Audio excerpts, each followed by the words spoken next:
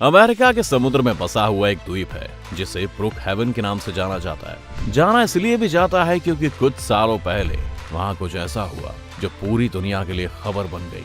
क्या हुआ बताने से पहले मैं आपसे एक सवाल करना चाहूंगा कि मान लीजिए कि आपके पास 17 टन वजनी एक मैग्नेट यानी चुंबक है जिसकी चौड़ाई 50 फीट की है। अब आपसे कहा जा रहा है कि आप जिस तरह से भी चाहें आपको छूट है, बस आपको इस बड़े से चुंबक को उस आइलैंड से शिकागो ट्रांसपोर्ट करना है जिनके बीच सफर करने में बाई रोड करीब 14 घंटों का समय लग जाता है। और साथ ही शिकागो तक जाने के लिए कई पुल भी पड़ते हैं जिनमें मैक्सिमम 15 फीट की चौड़ाई वाली गाड़ियां ही जा सकती हैं। तो आप इन सब परेशानियों से होते हुए कैसे उतने बड़े चुंबक को शिकागो तक ले जाएंगे? खैर, आप तब तक अपनी राय हमें कमेंट में बताइए, लेकिन आज हम आपको यही बताने वाले हैं कि आखिर कैसे ये असंभव सी लगने वाली दुनिया की सबसे मुश्किल ट्रांसपोर्टेशन डिलीवरी की गई थी। तो बने रहिए वीडियो के अंत तक, क्योंकि इसका हर पहलू आपको हैरानी में डाल देने वाला है। दोस्तों, शिकागो में एक बहुत बड़ा फिजिक्स लैब है। इस लैब के वैज्ञानिक कुछ सालों पहले माउंट्स पार्टिकल नाम के एक पार्टिकल पर काम कर रहे थे। उस पार्टिकल पर किसी तरह की रिसर्च के लिए उन्हें एक बहुत बड़े मैग्नेट की जरूरत थी ताकि वो उस मैग्नेटिक फील्ड की मदद से उस पार्टिकल की मूवमेंट और उसके नेचर पर काम कर सकें और उन्हें उस पार्टिकल के बारे में और ज्यादा जानकारी हासिल हो सके। लेकिन अब यहाँ पर सबसे पहली समस्या ये आई कि इतना बड़ा मैग्नेट आएगा कहाँ से, और अगर इतना बड़ा मैग्नेट बनाना पड़ गया तो उसे बनाने में समय के साथ ही साथ $30 मिलियन तक के खर्च की संभावना भी जताई जा रही थी, जो कि काफी ज्यादा लग रही थी। चूंकि रिसर्च ऐसे मैग्नेट के बिना पॉसिबल नहीं थी, इसीलिए उन्होंने ऐसे किसी चुंबक की तलाश शुरू कर दी। इसमें भी सबसे बड़ी समस्या ये थी कि उन्हें चुंबक को आसपास से ही लाना था। काफी तलाशने के बाद भी जब उन्हें ऐसी चुंबक कहीं नहीं मिली तो वो लोग निराश होने लगे। लेकिन उनकी ये निराशा ज्यादा देर तक नहीं रही, क्योंकि तभी उन्हें पता चला कि ब्रुक हेवन में भी फॉर्मा लैब की तरह ही एक लैब हुआ करती थी जिसमें 1990 में ऐसी एक चुंबक का निर्माण किसी रिसर्च के काम के लिए किया गया था। खैर, वहाँ की लैब अब फंक्शन में नहीं थी और सारे साइंटिस्ट वापस लौट आए थे, पर वो मैग्नेट वहीं पर रखा हुआ है जिसका वहाँ पर कोई काम नहीं था और वो वहाँ पड़े पड़े धूल में गंदा हो रहा था। इसीलिए शिकागो के फर्मी लैब के वैज्ञानिकों ने यह तय किया कि वो उसी मैग्नेट को वहाँ से शिकागो ट्रांसपोर्ट करवाएंगे। लेकिन कुछ भी सोच लेना और हो जाने में बहुत फर्क होता है, क्योंकि उस विशालकाय मैग्नेट का साइज देखकर आप समझ ही सकते हैं कि ये किसी भी तरह से कोई आसान काम नहीं होने वाला था। इसके लिए खर्चा, वक्त और स्ट्रैटेजी तीनों लगने वाली थी।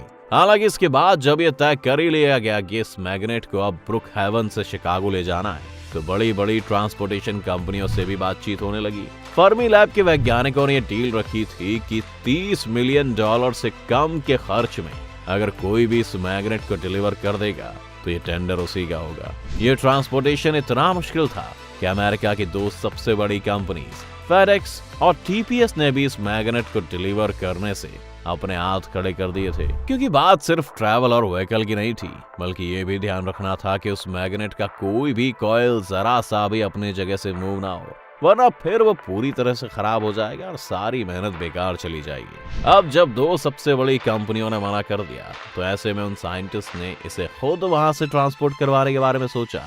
ऐसे में सबसे पहले ट्रांसपोर्टेशन के मीडियम पर बहुत गहन विचार किया गया और हर पहलू को लेकर स्ट्रेटेजी बनाई गई कि इस मैग्नेट को किस तरह से लाया जाए। चूंकि पुल की समस्या बहुत बड़ी समस्या थी, इसीलिए इस मैग्नेट को पूरी तरह से जमीनी रास्तों से लेकर आ पाना बहुत मुश्किल काम था। इसीलिए तय हुआ कि इसे कुछ दूर रोड से और कुछ दूर पानी से होकर लेकर आएंगे। इसके बाद रूट डिसाइड हो गए। रूट डिसाइड होने के बाद इतने बड़े मैग्नेट को बड़ी सावधानी के साथ एक स्पेशल फ्लैट बेड ट्रक में रख दिया गया। साथ ही उस मैग्नेट को बिल्कुल फ्लैट रखने के लिए उसे 40 टन के एक स्पेशल मेटल से सहारा भी दिया गया। अब आखिरकार वो वक्त आ ही गया। 22 जून 2013 को मैग्नेट को उसी ट्रक की मदद से कुछ मील का सफर तय करवाया गया और जहां पर ये आइलैंड खत्म होता है वहां तक लाया गया। बता दें कि जहां ये आइलैंड खत्म होता है उस जगह को स्मिथ पॉइंट पार्क कहते हैं और वहां से अटलांटिक महासागर का विस्तार जारी हो जाता है। ट्रक जब इस आखिरी पॉइंट पर पहुंच गया तो इस मैग्नेट को एक बड़े से क्रेन की मदद से एक बड़े से जहाज पर लाद दिया गया, जहां वो बड़ी सावधानी के साथ अपनी यात्रा में आगे बढ़ने लगा।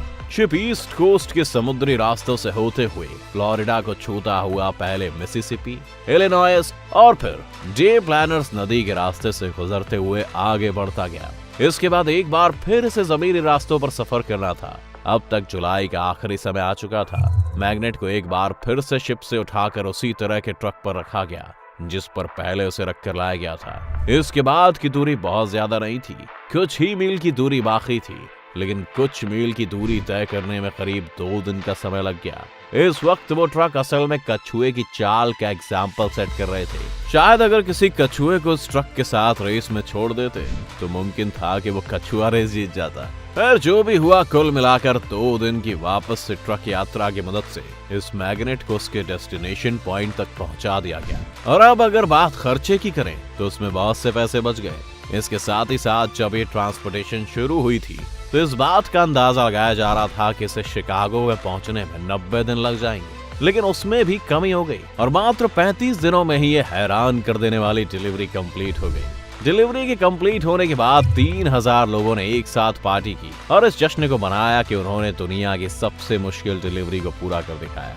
2016 में मैग्नेट को नए लैब में इंस्टॉल कर दिया गया और साथ ही 2017 में मैग्नेट फंक्शन में भी आ गया। और आज इसके फंक्शन में आ जाने के बाद फिजिक्स के क्षेत्र में वैज्ञानिकों को हर नई रिसर्च में बहुत आसानी हो गई।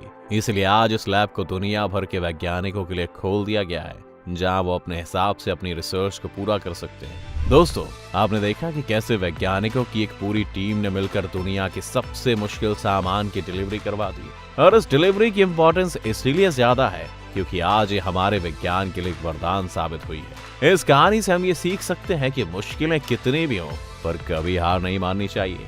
आपको ये कहानी कैसी लगी, आप हमें कमेंट करके बता सकते हैं। अगर आपको हमारी वीडियो पसंद आई हो तो उसे लाइक और शेयर करना ना भूलें। साथ ही हमारे चैनल को सब्सक्राइब जरूर कर लें और बेल आइकन प्रेस कर दें। फेसबुक पर देखने वाले फेसबुक पेज को भी लाइक और फॉलो कर दें।